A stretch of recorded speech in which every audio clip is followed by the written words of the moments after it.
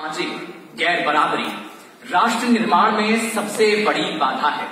जातियों में बटा भारतीय समाज एक राष्ट्र की शक्ल कैसे लेगा, यह प्रश्न कुलबुला रहा था 25 नवंबर 1949 को संविधान सभा की आखिरी बैठक में संविधानवादी स्वतंत्रता, समानता और बंधुत्व के वैश्विक सिद्धांत पर मन, वचन और कर्म से विश्वास करने वाले बाबा साहब भीमराव अंबेडकर के मन में, और यही प्रश्न जस का तस आज भी प्रासंगिक है।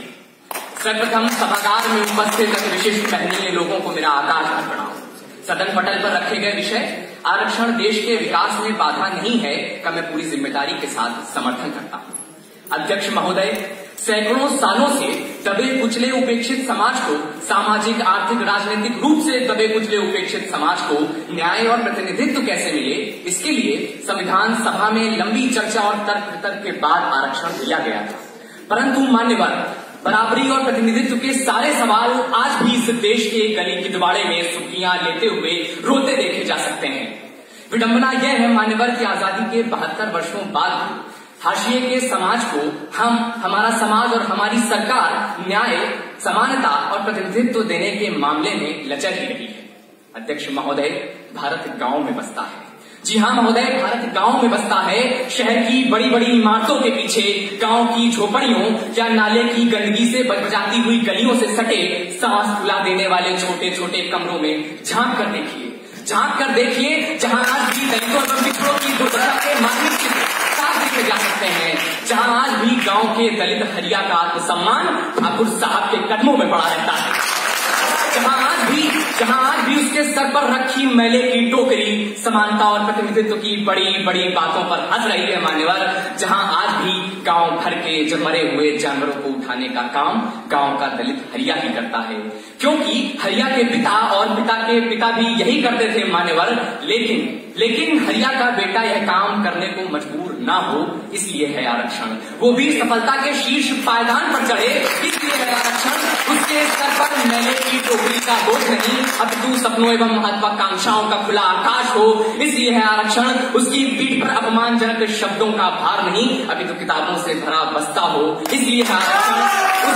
उसको अपनी बारात पुलिस की मौजूदगी में ना निकालनी पड़े, इसलिए है आरक्षण। अध्यक्ष महोदय, आरक्षण से सतत आरक्षित वर्ग को लाभ प्राप्त हो रहा है और देश विकास के पथ पर अग्रसर है। जनगणना के आंकड़ों के अनुसार आरक्षण के बाद आरक्षित वर्ग की साक्षरता दर में 11.4% की वृद्धि हुई है। वहीं उच्च शिक्षा में पिछड़े 15%, अनुसूचित जाति के 11% और अनुसूचित जनजाति के 4% छात्र आरक्षित वर्ग से आरक्षण का लाभ प्राप्त करके उच्च शिक्षा पा रहे हैं। वहीं अगर उच्च शिक्षा की ही बात की जाए तो 33.8% शिक्षक पिछड़े वर्ग से हैं, दलित वर्ग से हैं, जो छात्रों को उज्जवल भविष्य की राह दिखा रहे हैं। और प्रशासनिक सेवा की बात करी जाए तो करीब 2751 अधिकारी पिछड़े वर्ग से हैं, जो भारत के लिए काम कर रहे हैं और देश को सतत विकास की ओर अग्रसर कर रहे हैं। क्या आंकड़े चीख कर इस बात की गवाही दे रहे हैं कि आरक्षण से देश को लाभ हो रहा है और आरक्षण देश के विकास में बाधा नहीं है।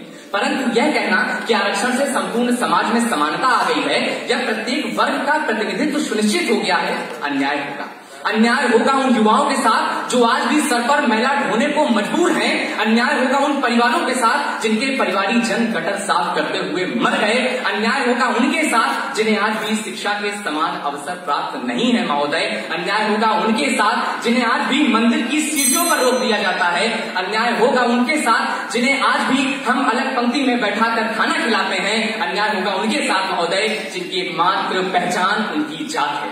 समय की मर्यादाओं से बता हुआ हूँ, अपनी वाणी को विराम देते हुए बस इतना ही कहना चाहता हूँ कि एक राष्ट्र का विकास उस राष्ट्र में रह रहे प्रत्येक जाति, धर्म, लिंग, समुदाय के व्यक्ति से होता है। किसी एक विशेष वर्ग के माध्यम से संपूर्ण देश का विकास कदापि नहीं किया जा सकता। अतः मैं उदय प्रताप जी की चंद पंक्तियों के साथ आप सभी से विदा लेना चाहूंगा कि ना मेरा है न तेरा है, ये हिंदुस्तान सबका है। ना मेरा है न तेरा है, ये हिंदुस्तान सबका है। नहीं समझी गई ये बात तो नुकसान सबका है।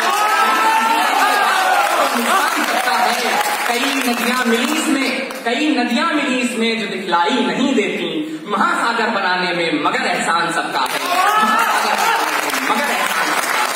जय हिंद, जय